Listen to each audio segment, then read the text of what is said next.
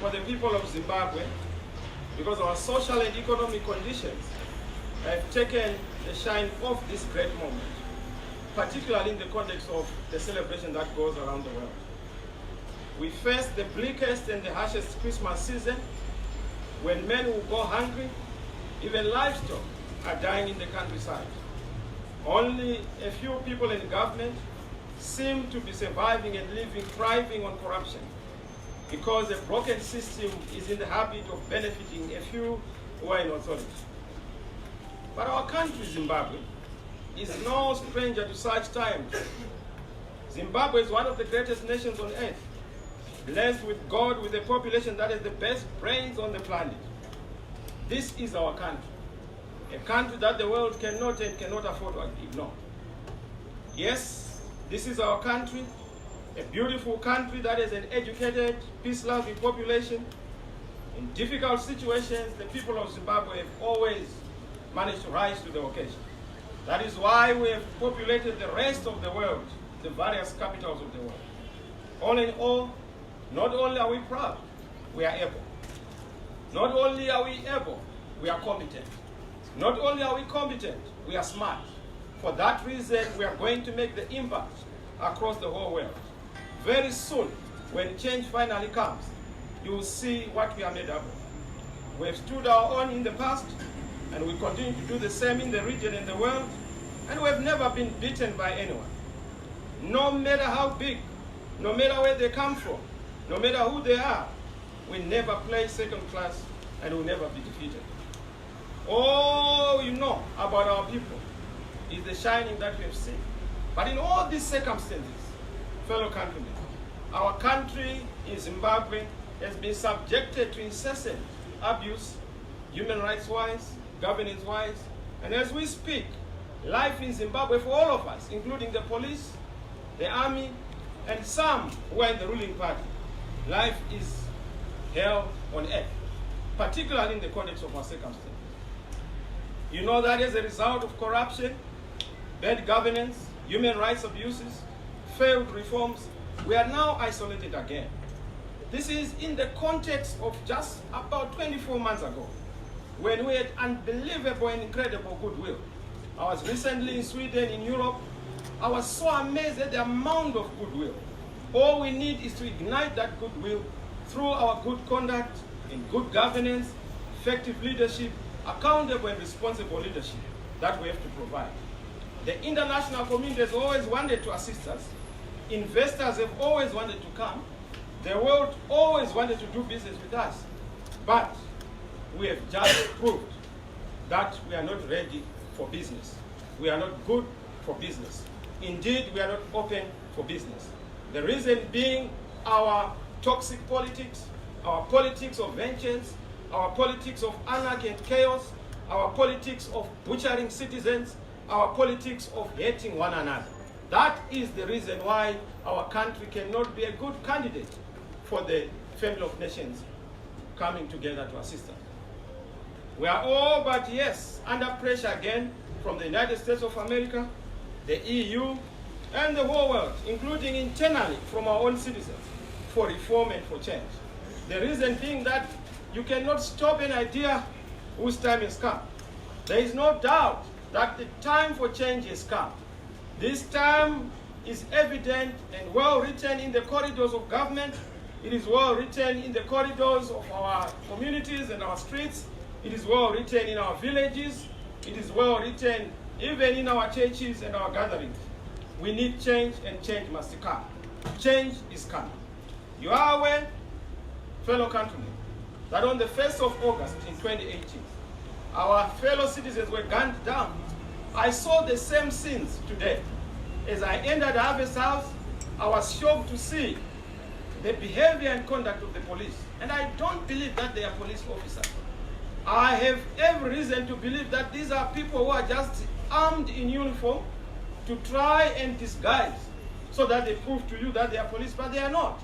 Their conduct does not show people who have been trained, does not show people who have benefited even from the regional effort, especially South Africa, through the human rights training that was done to our various police officers.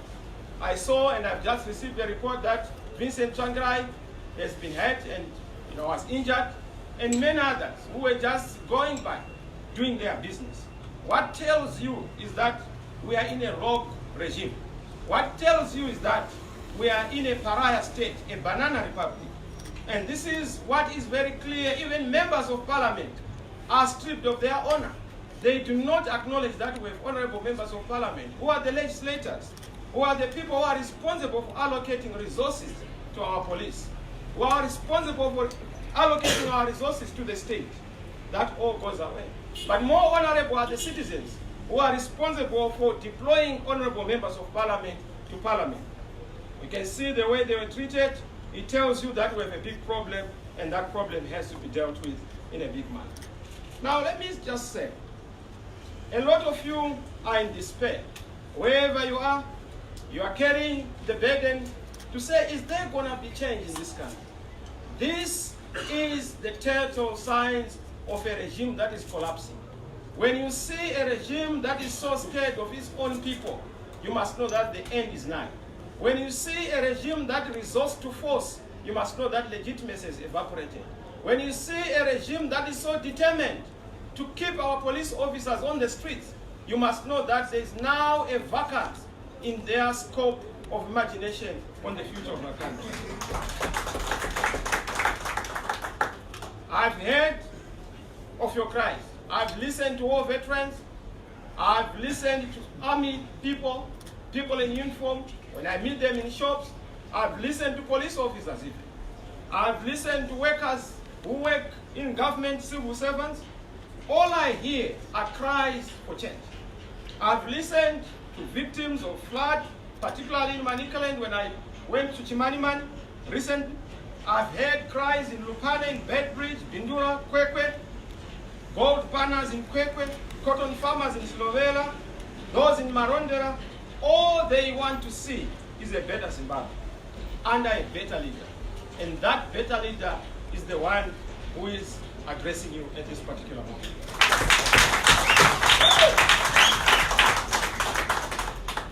These ordinary men and women do not need anything. All they need is a better Zimbabwe. A country that needs all of us and everyone being respected for who they are. And this is the country that they wanted to see. But we are aware that in 2017, when there was military intervention in this country, there was hope across the whole country. In Buhera, Chiendambuya, Zarabani, Kezi, Beluchena, people hoped for change. But what it has proved is that nothing has changed. We are still back to the old days. If anything, Mr. Mugabe is now looking like a small boy when it comes to the manual of dictatorship. Mnangagwa has scaled new levels of dictatorship, literally showing that he was indeed the man behind the dictatorship we have seen in this country. He is simply the dictator we must deal with. Yes, fellow countrymen, our country is burning. You are aware of the problems, which I'm not going to enumerate. You meet the problems every day. Absence of water, blackouts every day. You are aware of fuel queues. In fact, our people are undergoing a soft genocide in this country. I've toured a few hospitals, and recently many hospitals, including Harare, Pilo, and also Parenyako. I've seen that our doctors have now gone into their 80th day of a strike. No serious government would fail to address the plight of doctors under very serious circumstances. If I were the one, I would have literally left everything. No private jet, no flying to Dubai, no banquets, all man to the doctors, because doctors define our life. An attack on our health is an attack on the nation. The security of a nation is in the security of our health. If our health system is attacked, what it means is that all of us are vulnerable. But I suppose they don't see the difference because they get treated in 5-star hotels, 5-star hospitals across the whole world. That's why they choose to go to Dubai for treatment. That's why they choose to go to China for treatment. But a lot of our citizens cannot even afford to go to Messina for treatment. This is why we must correct the situation and pay our doctors. Pay our doctors in hard foreign currency. They will say, but where are you getting the money? Where are you getting the money? You don't fly a jet using bond notes. You fly the jet using US dollars. Let's divert that money. Let's get our priorities right. That is the way we must go. That is the situation we find ourselves in. Fellow countrymen, I must say that it cannot be business as usual. We cannot continue to put solutions for tomorrow and future generations. We cannot avoid very hard decisions about to be made in terms of the new disruptive consensus we must make. The first thing we must understand as a matter of ethics is that we are already embarking on placing the citizens at the center. They've made a mistake in characterizing the struggle in this country as an MDC struggle. ZANU-PF must know that the struggle in Zimbabwe is not a partisan struggle. It is a people's struggle. It is a citizen struggle. And the people must be at the center of that struggle. And it has to be a struggle for a transformational consensus that will vindicate and salvage our hitherto exhausted narratives, namely the narratives on liberation and the narratives on democratization. And let me just emphasize the point. We all had a national consensus in this country around the liberation consensus, wherein we had to mobilize everyone. People had to come together across class divide to liberate themselves.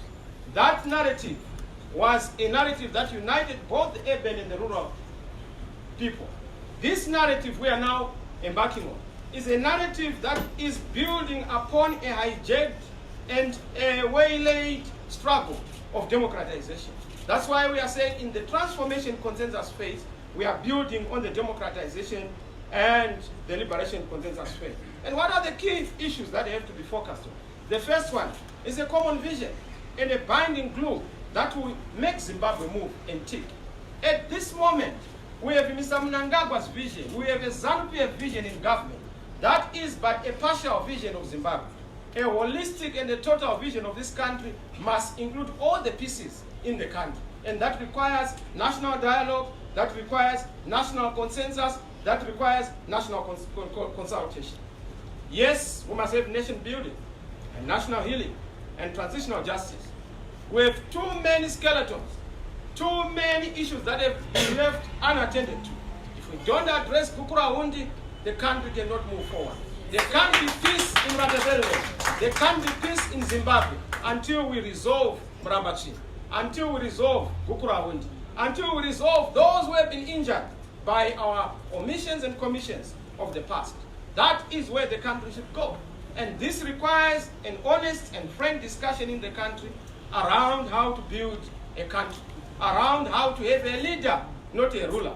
The problem is that Zimbabweans have been going to election to choose a leader, but they end up with rulers. And this is because our systems are perforated and they need to be addressed. They are ruptured and they need to be corrected. We need to deal with underdevelopment and unemployment, particularly in the rural areas.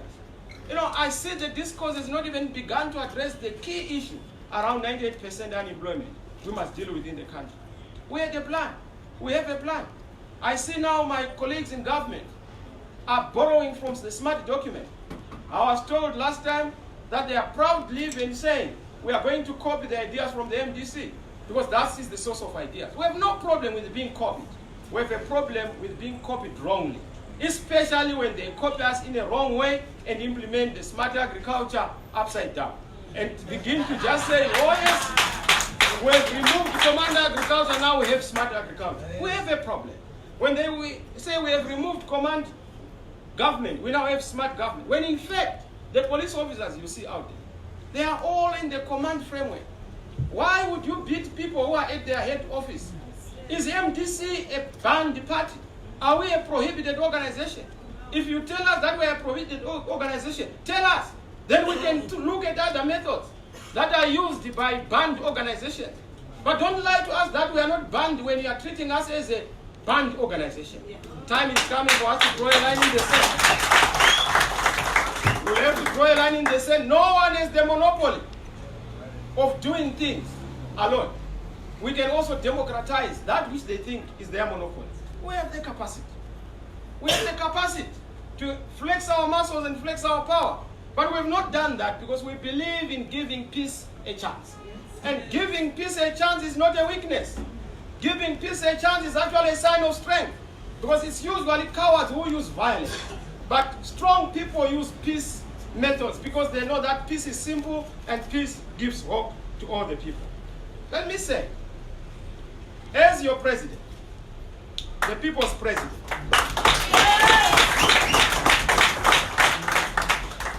your Nelson Chamisa, I stand ready to push and execute the actualization of what I call the transformation consensus. This is an African consensus. It's a new African consensus. That's why you see young leaders emerging on the continent, because the continent is crying out loud for a new consensus. In South Africa, in Uganda, in Rwanda, the new consensus is forming. So is it in Zimbabwe. And I want to tell you that we will usher a new Zimbabwe that we deserve and merit. Once that is done, an ethical, consultative, responsive, responsible, and a consensus state will then emerge. And no one will live in fear. No one will be scared of the police officer. No one will be stopped from demonstrating. If I were Mnangagwa, I would actually escort the MDC in their demonstration and allow them to bring a petition to wherever they are supposed to bring. That way you show that you are indeed a different animal and a different creature. But he has shown that it's difficult for old habits to die. Die hard old habits do. They don't easily die. That's why you see it goes back to the script of tyranny. It goes back to the script of dictatorship. And that's why it is important for us as we address the issues that are affecting our people, we move forward. Yes, I've looked at the situation in the country. We've seen an escalation of treason trials. 21 members are under a treason charge. Under Mugabe, I think the largest figure we had was 5. Job Scala, treason trial. Charlton Wende, treason trial. Joanna Mamombe, treason trial. Chikwinya, treason trial. Chibaya, treason trial. I could go on and on. What does it tell you? It tells you that nothing has changed in Zimbabwe. It's still the old story. There has not been any change. Civic activists are in trouble. Doug Coltart terrorized another day. Gonyet terrorized another day. That comedian. Journalists being bastardized. I saw some journalists being beaten up today, which is something that I don't understand. Even in Iraq, even in Syria, which are difficult places, you don't beat up a journalist. But in this country, these things happen. Trade union leaders, you have seen what has happened to Peter Mtasa, Japhet Moyo, to our guy who is from Arutuz, Obed Masaraure. They've all been subjected to incessant harassment. The regime has arrested lawyers, vendors. You know what happened to Hilton Tamangan? Comedians, parliamentarians, trade unionists, everyone has been harassed. There is not a single Zimbabwean without a charge sheet against this regime. If it is not a charge sheet to do with water supply, it is a charge sheet to do with electricity. If it is not to do with electricity, it has to do with fuel. If it is not to do with fuel, it has to do with your own money that disappeared. I'm being told that I want now to go back to the dollarization. So why did you cheat people and say we are now moving away from dollarization to go into a one-on-one, a parity comparison of the US dollar and the bond? It tells you that we have criminals who have captured the state. It is criminal when you take 2% of the people and you don't even apologize when the court declares that it was illegal. So Zimbabweans must actually be compensated and be reimbursed their money that was taken through those transactions that were illegal. We've seen the abductions that we've seen, freedom of assembly, the issue of the media, which is a big issue. In fact, the media in Zimbabwe is in the intensive care. It is in the intensive care because you only have almost 40 years after independence. You have one television station. It's unheard of. I was in Uganda recently. They have more than 68 radio channels. Television stations you can't even count. But what do you have in Zimbabwe? The only one. And you know what I mean. So the language is understood. We must open the airwaves. We must make sure that we allow more players to play a credible, quality, and perhaps a good and effective media role to communicate with our people so that we're able to move. Now, I know a lot of you would want me to touch on the issue of education, the issue of land, but I will not do that because I just want to go to what the hope is all about. I know you have come here. I know people who are listening in Cholocho, who are listening in Rwanda. They want to hear what is the message of hope that is coming. Change is coming. You can count. It's not going to be months.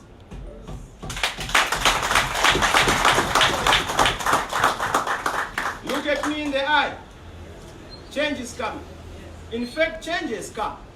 But it is going to come when we choose as a people to understand that the struggle is not an MDC struggle. The struggle is a people's struggle.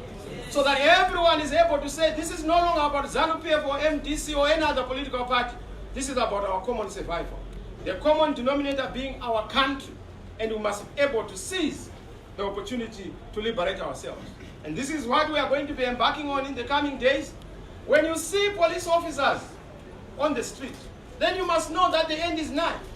They cannot sustain force, because force cannot be a permanent instrument. It has never happened. It will never happen. You know of what happened in Ceausescu, Romania, Khmer Rouge. You know what happened with all dictators. When they abuse the police and overuse the police, they are giving you warning signs and warning bells of the change that is about to come. So please, get ready for the change. Get ready for the change, people of Zimbabwe. Don't worry about the hardships. This is the darkest hour before dawn. But we need to organize ourselves.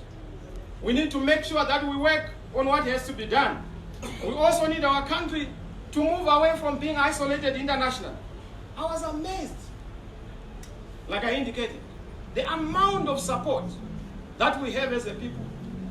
Assuming that we wake up tomorrow, the MDC is in government, I want to tell you, we will not have to travel far afield. Resources will come here because people always come to good politics. Mr. Mnangagwa must be assisted. Good politics attracts good business. Without good politics, you cannot have good economy. Fix your politics in order for you to fix your economy. If you don't fix your politics, don't think that you have the monopoly of dictating the course of events in a country. That's why I told him that as a way forward, let's negotiate. Not for a GNU, but for sharing the vision, the union of ideas, and where we are going. We don't want to be a GNU. We want a transitional authority, which is a transitional authority to just prepare the comprehensive reforms that are going to then usher in a new dispensation. We don't want to share power. When you share power with those who want to steal it away, you lose it. And we will never share power because for us, the objective is not power. The objective is real transformation for you and for all of the people in Zimbabwe. So yes, to our brothers and sisters in South Africa and SADC, we are so excited that the statements coming from Pretoria are clear and very straight to the point on the situation we have in Zimbabwe. I salute and celebrate the recent statement from South Africa, very consistent. We have said we want African solutions to African problems. But we can't be Pax Afro if we are not able to come up with our own solutions as African people. And I'm glad that South Africa, FLAIT, they've indicated very clear that the crisis in Zimbabwe is a governance crisis. It is a legitimate crisis. Yes, sanctions are a symptom of those crises that are multi-layered, governance, leadership. Once you fix your governance and your politics, there will not be a pimple of sanctions. Don't focus on the pimple of sanctions if you're not addressing the material cause of your sickness. That is what we call being a dandite. Is politics stupid? The elephant in the living room for us remains politics. Let's fix our politics. Let's resolve our politics. But when we resolve our politics, we then deal with issues of reforms around electoral reforms. We've given a raft of reforms that are supposed to be there. I've seen that Parliament passed MOPA. MOPA is worse in draconianness and in apartheidness than POSA, than Law and Order Amendments Act. If anything, through MOPA, we have a worse version of POSA. We have to think about the Mugabe days. They were even better than the days under ED and MOPA. It is a disaster and a disaster for this country. That law is a draconian law. The first thing we must do is to repeal POSA, to repeal MOPA. MOPA has now come disguised as a new reform, and they've disguised it across the whole world as a reform, which it is not. And this is why it's important that as we talk about reforms, which are going to be contained in our statement, we'll be able to then address those fundamental reforms in a big way. This nation needs national healing and consensus. We are a divided country. We are suffering from hatred, fatalism, even in soccer. There's too much division. Even in our churches, there are divisions. In our families, there are divisions. Why? It cascades from the state of our politics. And this is why we are asking for SADC to scaffold the process in Zimbabwe, to come together and have a national dialogue, a dialogue that is genuine and proper, not Pollard. Pollard is a sideshow. We must have the main show. The main show is a dialogue between ZANU-PF and MDC, and then include every other citizen in the way forward that we need to see. That's why we have said to Mr. Mnangagwa, let us have this dialogue. If you are not willing to have dialogue, we will cause you to have dialogue. How are we going to cause you to have dialogue? You will see what we are going to be rolling out in the time to come, because we are already laying a framework. Oh, forget about this brutality by the police. These are temporary things. They can't kill every Zimbabwean. They can't kill all of you. They can only do so much, but change will have to come. And that is the focus we are going to do. That's why we are saying in terms of the economy, fixing it, yes, is important. I'll not go into the details of our economy because I've already touched on a number of issues that we need to work on around debt strategy, around issues of making sure that we do what has to be done in gross capital formation, dealing with our social services that have collapsed. We have seen the burden that the women have had to bear. Very much suffering. But this is because of the situation in our hospitals. This is also because of the level of corruption that is in this country. Corruption, corruption, corruption. Why would you justify 95 million disappearing into the pocket of one person? In the case of Zinara, 75 million.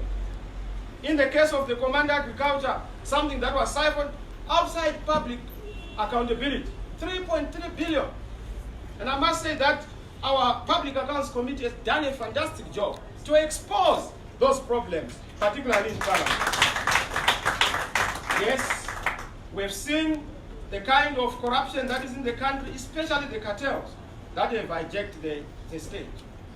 Let me then say, having said all the issues that we are facing, what is to be done? We've always insisted that our economic problems are in the political domain. This is where we have always been, and this is where we must be sorting out things. There is a legitimate deficit in this country, arising out of the 2018 disputed election. Yes, Mr. Mnangagwa can choose to then engage the whole world. But if he has not engaged Zimbabweans, there will not be any solution. There will not be any answer. You know that when our elections have not been solved in terms of their credibility and fairness, there's not going to be an answer in terms of what we want. How do we then move? I have the following, which I'm making to Zimbabwe as the path to move forward. Number one, we must all agree and have a national consensus on the nature and character of our problem. Mr. Mnangagwa and his team, they say sanctions. We say it is governance. It is politics stupid. So we have to come together on the definition of the problem. Once we have done that, we need to take cognizance of the primacy of our political interventions. Without resolving our political challenges, the economic efforts will be futile. That I can say, and I will say it again. So we need an inclusive, genuine dialogue that will focus not only on the causes of the polarization, but also that will look at the agenda that is clear by all protagonists. I've heard people saying, yes, President, we hear what you are saying. We must embrace and institute political reforms, deepen our democracy. But where is the solid foundation if Mnangagwa is not willing to come and negotiate? I've said, if Mr. Mnangagwa is not willing to negotiate, he will be forced to negotiate. And with the circumstances, with the power, with the authority, we have our constitutional means. Some have said, but you are applying to police and they are not giving you permission. It is just that phase when we have to ask for permission. It will come to a point where permission will not be asked from anyone, but it becomes inevitable that everyone has to do what has to be done. And that time is coming. That time is coming, it's not far away. And we are already preparing ourselves for that time when the people of Zimbabwe will have to speak with one voice. Not a partisan voice, not an MDC voice, but a voice of the people. And that voice is coming. Yes, we are going to leverage our continental integration. I didn't even touch on what we are already doing to prepare our fourth industrial digital readiness as a country. What we are already doing around issues of artificial intelligence. Because we are smart in leadership. We are already advanced, because if we don't have a national digital plan, we are going to be left behind. That's why you have this analog leadership far behind in where they are supposed to go. Because they have not embraced and adopted the digital mindset and the digital dispensation we need in this country. And this is where we are going. A clear policy on the diaspora, a clear policy on the reforms of the elections, a clear policy particularly on making sure that our people in the diaspora are coming in to help us and have this transitional mechanism, which transitional mechanism is supposed to be for a short period with bankables under international and global underwriting, which has to be done by those in the international community. Honorable members of parliament, distinguished leadership, dear and fellow countrymen, I want to tell you that I've traversed this country. I've seen great hope and deep passion. The reason why people continue to support and have hope for change is because they know, young and old, men and women, boys and girls, that their future is at stake. They know that it's only possible for us to move forward when we are united as a people. And as a country, we must all be united. The choice is ours. We are the people. We must do what was done by our forebears and forefathers. They staged a crusade of the liberation of our country when the challenges had fallen upon them. And this is what I then want to end by saying to you. Hope is knocking on our doors. Hope is within us. You are the source of hope. Let us live for the change that we want. As we go to Christmas, let us do what has to be done. Perhaps Christmas might not even come. Perhaps we might not even get to February. Perhaps we might not even get to March. But let's be ready for the change that is coming. All that is required is for us to be ready and to ready ourselves. I can tell you, when all is said and done, victory is certain. Change is coming. And we must all as a people be united for it.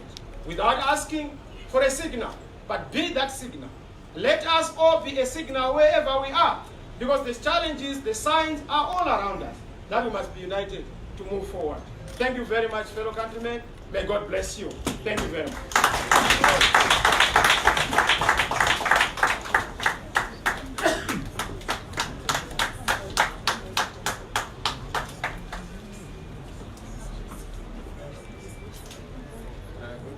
Thank you very much. Thank you. Thank you, leadership. If there is anybody in the crowd or in the media that wanted to ask a question or seek clarification, a few moments to do that. Wow. Thank you very much. I really appreciate it. It's so obvious and often that you say something and there's no question. But thank you, our members of the press. We really appreciate. And we want to thank you for continuing to cover the issues as they happen. We saw what happened. You saw what happened. The behavior of the police is unacceptable. But I can tell you that the end is nigh. We know the source of it, and we know what is happening. We'll give you details, because we know that some of the people are actually not our police officers, but people masquerading as police officers. Thank you very much. God bless you.